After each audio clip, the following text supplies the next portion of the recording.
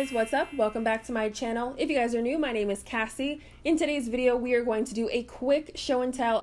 I'm going to show you guys how I got this long goddess braid look. This video is being sponsored by SAMSBEAUTY, so I want to say a huge thank you to them for sending me over this hair to achieve this look. A link to their website and to this hair will be in the description bar down below. Here are some other products that you're going to need to complete this style: an edge brush, a brush, and a comb. I am working on old hair. I've worn my hair in a bun at the top of my head for quite some time, so it was pretty easy to keep this style because my hair was already molded in that direction. So all I did was spritz my hair down with some water, go in with my brush. Oops, I got a little bit on my face. I went in with my brush to smooth down my hair, just to make sure that it was really slick. And then I'm going to secure my hair in a ponytail. So y'all may be surprised watching me do my edges, but I did decide to go ahead and try to do some baby hairs. I am so new when it comes to this. So once I did them to the best of my abilities, I'm gonna wrap it with a scarf to really set the style in place. And then we're gonna go ahead and get started on this braid.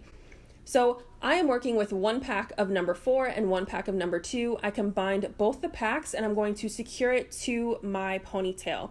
You don't have to use 2 different colors, obviously. I just really like how a number 2 and a number 4 look mixed together. It matches my hair color really well. So now I'm separating the hair into 3 sections so we can go ahead and start braiding. And I'm going to take a piece about 1 inch wide and leave that out so that I can wrap it around the base of my ponytail once we're done.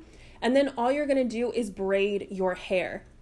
Now, if you want a more polished, seamless look and not so messy and effortless like I was going for, you could definitely blow out your ponytail, or you could brush it out so that it better matches the texture of the connect lawn hair. But I really wasn't worried about it and I wasn't pressed. I was literally just trying out this style because I've seen it so often lately on social media and I really love how it looks, so I wanted to try it out. It was really easy to do. It only took me about maybe 10-15 minutes.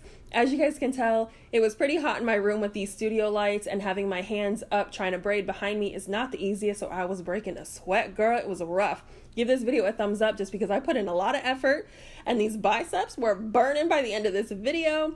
So yeah, I'm just gonna go ahead and continue to braid this hair all the way down to the ends, and then I'm going to secure it with a rubber band. That's pretty much it for this video. I really like how it turned out. I will say that it was a little bit stiff. If you want to wear this style for a few days and you don't want it to be so stiff, you should dip it in hot boiling water, and that way it'll loosen it up and give you a more like movable, type of vibe. If you're looking for a style that is very easy and inexpensive to create, this is definitely a good go-to, nice protective style.